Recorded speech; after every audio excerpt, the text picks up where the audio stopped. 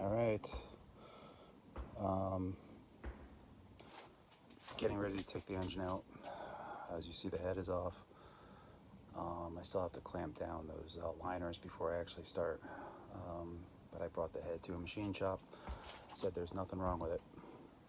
And so I'm running out of places to look for water leakage into the oil. I'm thinking it's got to be one of those cylinder liners. So we're going to yank the engine and take a look, see what we find. The engine is completely disconnected of all components. There's nothing holding it in anymore with the exception of the transmission and the two motor mounts. I just posted to Lotus Talk to get an opinion on removing just the engine, leaving the tranny in, and it was Eric L. Great advice to just take it all out as one unit. It'll give me an opportunity to clean, and there's really not a lot of connections. This is going to have to come out, this cross member. The linkages will have to be disconnected and brought over so that the engine can be pulled. So that's my plan, to start getting it closer to be fully ready to be removed. I'll leave the motor mounts. I'll probably loosen the motor mounts, but leave them intact. I'll loosen the tranny mounts and leave those intact. And then I'll push the car out of this carport, and that way I'll have open access to get my tractor, my Hinge tractor, with a loader and some lift straps, and gently lift the engine out. So right now it's all about disconnecting the transmission and any remaining mount points, or at least loosening them. Then getting the car down off of the cinder blocks that I have it on, and then pushing it out there and using the tractor to remove the engine. Let's get started.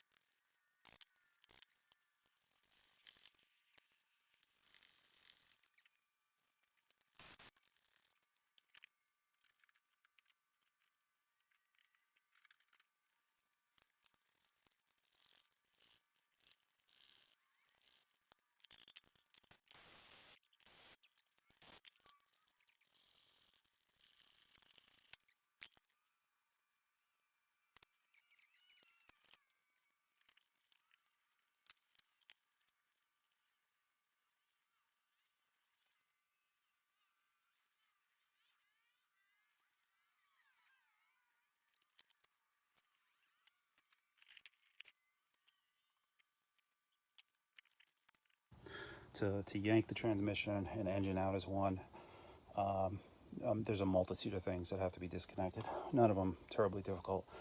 Perhaps the most intimidating were the two drive shafts. And I got one out already. There's two pins that go in there. A tiny little pin that you use a small punch for, and a larger pin that the tiny pin sits in the center of it. By releasing the little one, you make it possible so the big one can get punched out as well. It's punched out on both sides. This is the one side where I've disconnected it, and I've been able to do that by, let's see, taking the wheel off and removing this pin from the top link, which allowed this whole suspension arm to come towards me and allowed me to put enough pressure to pull the drive shaft out. There's the splines, pull it off those splines, and I've zip tied it up so it's still attached to the body. And that's what you have to do is just remove this one top link, which is intimidating when I started because it looked so old, like there was no chance I was going to get it to move. But yeah, two 19-inch wrenches and a breaker bar, and it came free pretty easily. I was actually surprised. So now I'm going to use some tie wraps, or not tie wraps, tie downs, to pull this suspension arm back up into place so I can then put this bolt back in so I can put the tire back on, because ultimately we're going to roll this out of here to remove the engine. So stay tuned. Okay. The Lotus is on the ground. All the concrete blocks that it's been sitting on for the past few months are down, so all 4 tires are on the ground for the first time in quite some time. Today's goal is to pull the Esprit out of this garage here and yank out what you see there, the engine and the transmission. The drive shafts are both tied up and out of the way. They shouldn't hit anything or interfere. This one I might have to move as this one right there. This one I might have to move as I begin to lift the engine out, just to make sure that it clears it.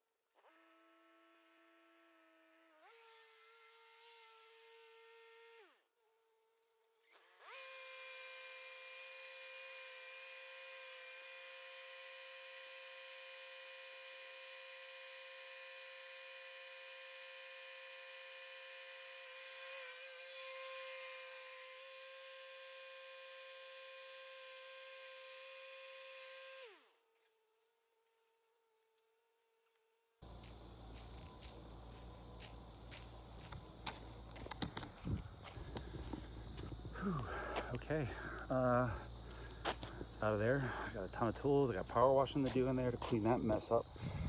And then, yeah, first things first, we now have access to the engine compartment.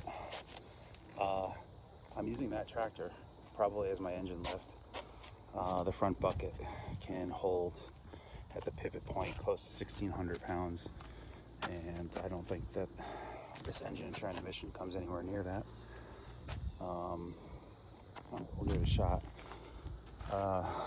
Put some wrap cables or heavy-duty towing cables around the body of the transmission and then around the engine somewhere safely, and see if we can get it to move up a little bit. Then once it's up and free and clear, it goes into my shed where we're going to take the oil pan off and flip it upside down and take a look at those cylinders to see if there's any indication that water was leaking by them. Regardless, it's going to go to the machine shop, and I'm going to have them rebuild it at this point. I'm going to have them at least take a look at it. He said the head was flawless. The head was perfect, flat, sealed properly. There was nothing wrong with the head, nothing wrong with the head gasket. What does that leave? Well, I eliminated a lot of things, including the clutch. I'm sorry, not the clutch. The turbo coolant oil pump mechanism. It wasn't leaking through there. I couldn't find a leak in the coolant system itself.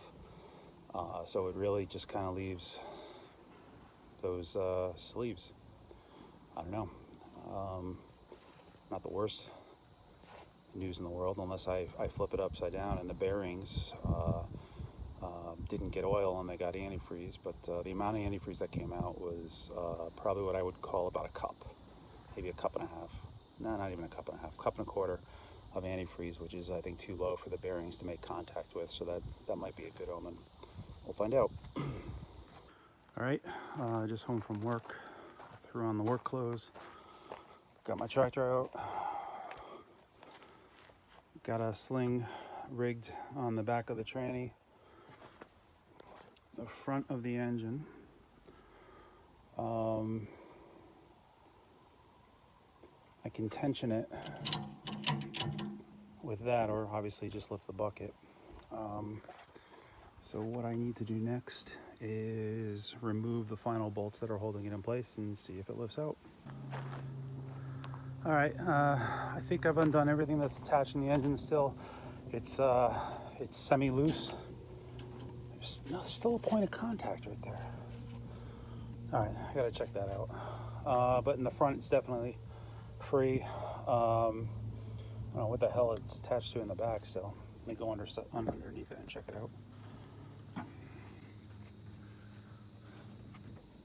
Oh, I just think it's not actually attached.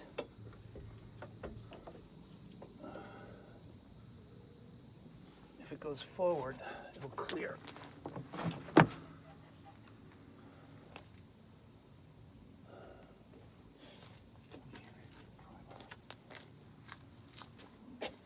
So there's just two bolts holding on both sides of the motor mount, holding the motor mount to the frame. And they're both free, but this is shifted back a bit, so the foot of it is actually resting, getting hung up. Damn it. I think that's what's going on. Just check underneath.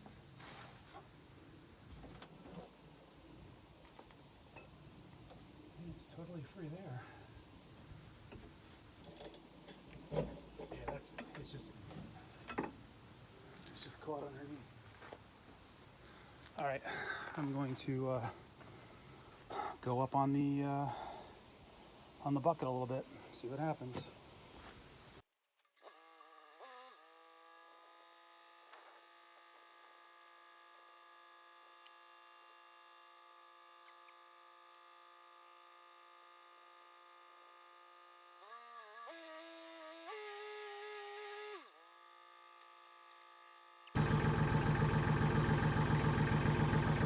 Back's got to go that way.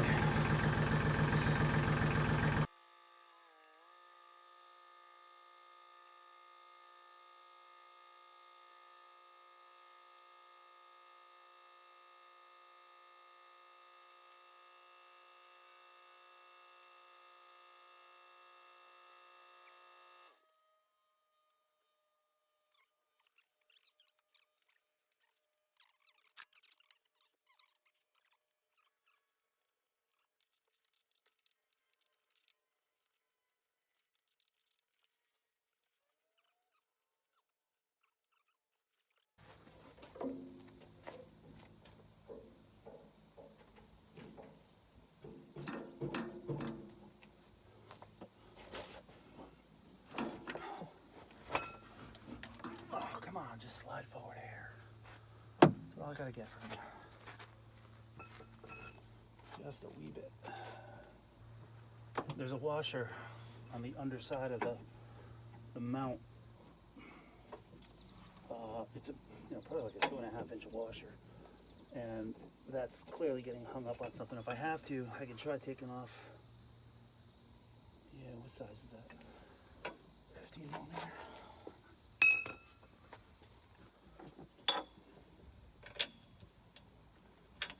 Get my breaker bar. I have a feeling this isn't going to work because I'm fairly certain that bolt on the underside of the washer is just going to spin on me. And I don't think I can get a wrench on it. If I can get a wrench on it, I'll be able to see what it's hung up on.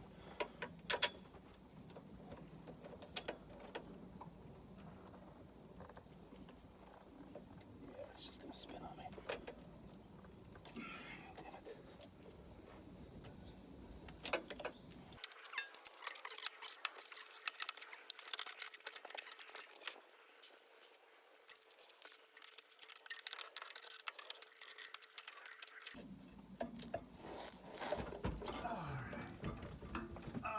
Free.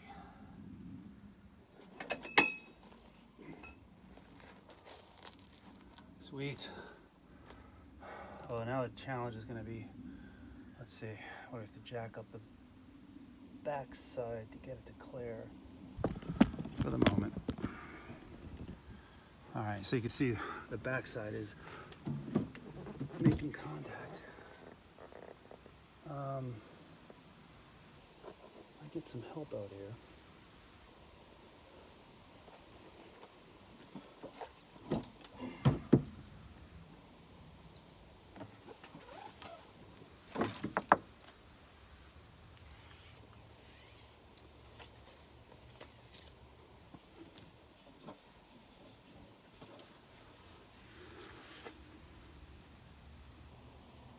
This will just allow me to crank the back side up before the front comes out, like a load balancer, which I've got.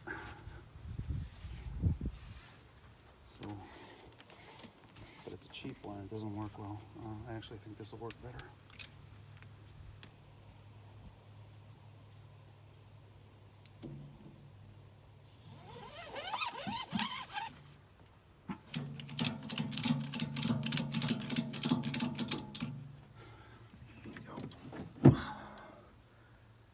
Bits more.